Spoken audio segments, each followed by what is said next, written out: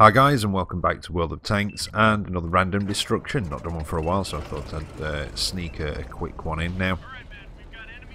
The footage on this may look slightly different because I've had to record both of these replays using the hard drive on the PlayStation 4, you know, the record feature, because my capture card seems to be acting up at the minute. It randomly just well, either comes up with a black screen and have to actually power the capture card down to get it to sort of reset, and then it'll work again, or it'll just come up and say, you know, it'll be fine, it'll be working, and it'll just pop up saying that there's nothing connected, and after a few seconds it then kicks back in again. So yeah, there's something going on with the capture card, unfortunately. So until I can get a new one in a couple of weeks, there may be the odd video uploaded where I've used footage that I recorded using the sort of save feature on the PS4. Now, I don't normally show arty replays because, let's face it, you know, as much as I enjoy playing in arty every now and again, it's boring to watch.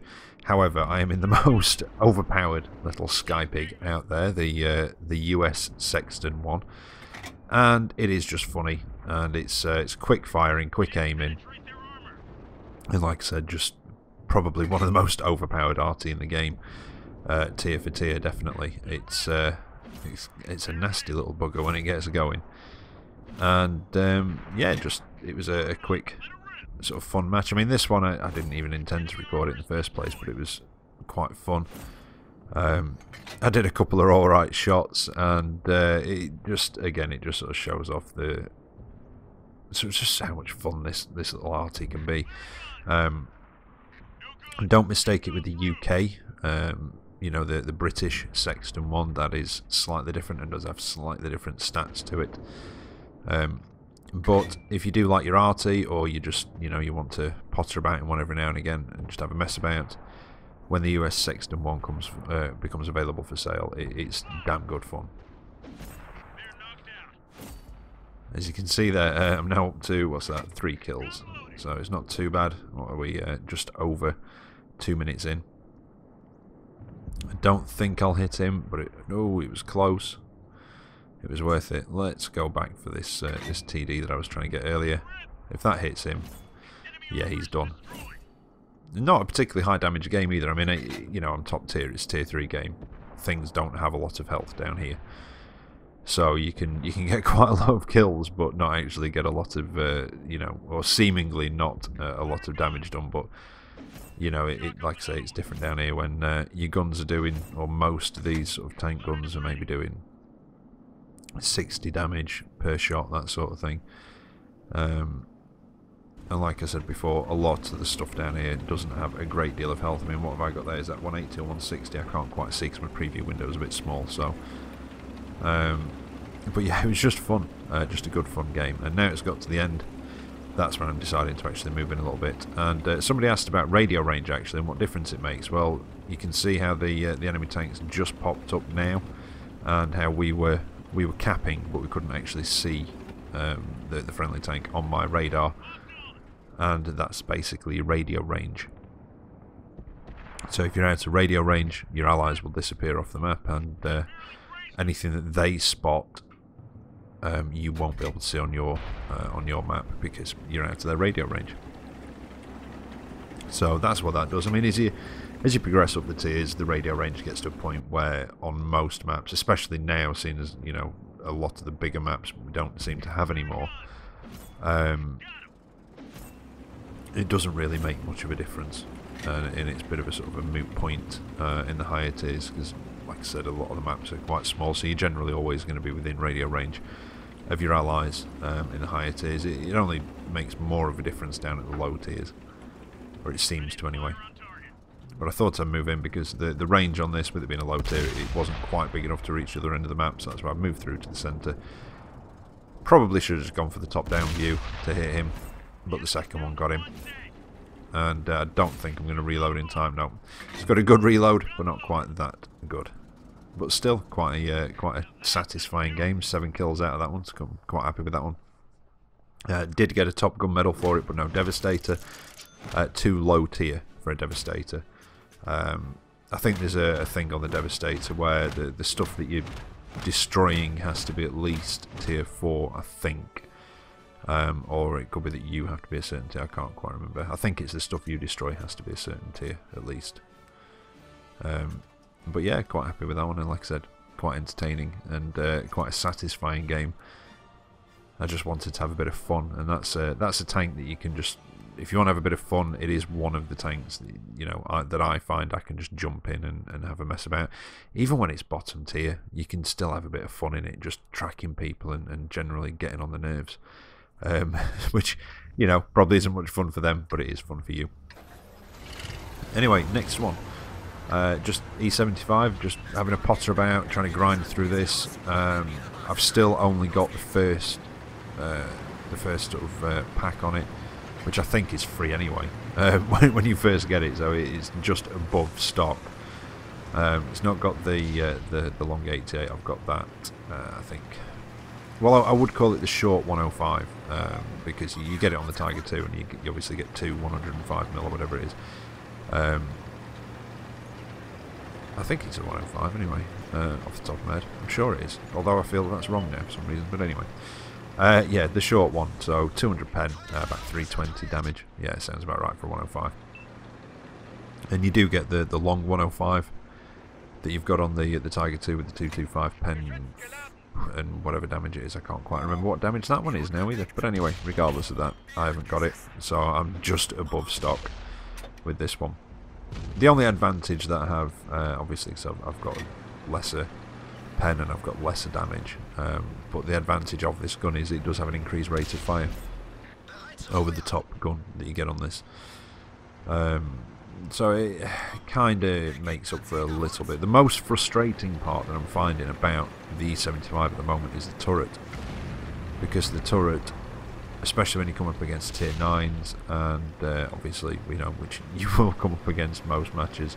And I say most matches, obviously, you know, tier 9 is the lowest tier this can get into, but sometimes, you know, there might only be a couple of tier 9s in there and you come up against tier 8s. That's what you see, the tier 9s go the other way, etc. So that's why I said most of the time. But the thing that I do find most frustrating about it, like I said, is that turret. Because nearly everything you come up against, tier 9 and above, I don't think I found anything that can't pen the front of the turret. So I'm looking forward to getting the upgraded turret on this and the upgraded gun as well. I mean, I don't feel it's too slow at the minute. That was annoying. See, I tracked him the first time, got a couple of assists. Second time, I think it dropped down and it sort of hit the tracks underneath the whole level. At the moment, I'm going to carry on pushing into the town. We've got, we seem to have enough people to hold them off in the valley on the western side. But one of our guys, in fact I think it's that heavy tank, the only heavy tank that's died on our team so far, he did come across a few down here, and here we are. Now I didn't notice that IS-3 up there straight away, otherwise, well, Fatherland, same difference. Otherwise I would have put a shot into him before then. And is that an LTTB? It is, yep. And he's, well, I think he was kind of hoping that his teammates were going to be keeping us occupied while he went and did that. Unfortunately for him, his teammates backed off behind the church and did not keep us occupied while he went and took down our light tank. So he got taken down instead. I should have waited for that one. Didn't quite wait for the turret to come around. And, oh, where's he going? The Lurver's backed off. The lightweight, I don't know if he was going to try and get behind me, but it just stopped all of a sudden. He's now disappearing. Can I get another shot into him before he goes? And I think I can. Just. That was a bit poorly aimed. Now, where's that Lurver? There he is. You see, I've kind of accidentally got myself in a fairly decent position, and it's sort of been a bit of a slew of fortuitous circumstances. Like I say, the rest of the team, when the LTTB made his rush, didn't keep us occupied. They just backed off. The lightweight decided not to try and get behind me and to try and deal with somebody else, and the Lurver, instead of coming out from where he was, decided to drop down and come around the road on the bottom, which just allowed me to get to his side. So that could have gone very differently. It really could have gone either way. And they just seemed to, the enemy team just seemed to spread out a bit and attack a bit piecemeal. You know, instead of coming at us. I know that you know, there were a few of us here, so they couldn't, you know, if they'd have come at us all at once, they probably would have taken a couple of hits. But if they'd have taken down the biggest threat, which I'm not sure what else is down here with me at the minute, but there is another heavy tank, but probably me or the other heavy tank, maybe, because we've got the most health and can do the most damage and most armour. Then again, light tanks are a big threat now with the matchmaking changes. Some of those are a really big threat. Now, luckily, he doesn't seem to realise that I've got the stock turret, so he was going from a hull. However, I did take a very nasty hit from that Waffenträger there. I need to try and get to a point where I've not got him on my flank. Let's see if I can do a bit more damage to the M103. And they're working on... Yeah, they're working on one of our guys around there. Can I just get a shot at him? Just.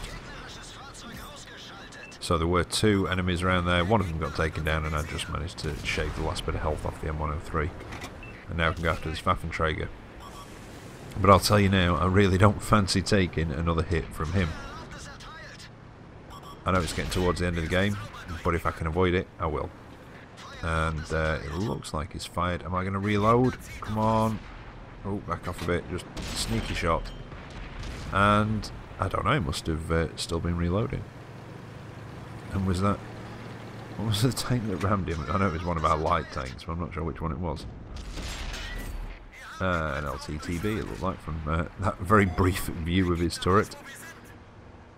There's a King Tiger. I only got 200 pen. He's got more than I have, I think, has he? I can't remember. Do you know, I did a review on that, and I cannot think what gun he's got. Although I do kind of feel like it's a buffed short 105, if I remember rightly. So yeah, I think he's probably got more pen than I do. But I did get a couple of shots into him, so I'm happy with that. And quite surprised with the results, actually. I really kind of didn't expect these results. Not great, not brilliant, not too bad. Like I said before, I've not got this fully upgraded yet. It's just a level above stock. But I came out of that with a Confederate. Just over 4,000 damage done, 1,300 assisted, and just under 1,000 blocked. And it put me second. It was a tier 9 match after all, so the tier 8 he did get. Obviously, you get more experience for damaging and stuff, but yeah, well done to him as well. And more pleasantly surprised. I was expecting to come a bit further down the table than that, but there you go. Anyway, I hope you've enjoyed that. I'll be back tomorrow with another video for you, so until then, take care out there, and I'll catch you next time. See you later.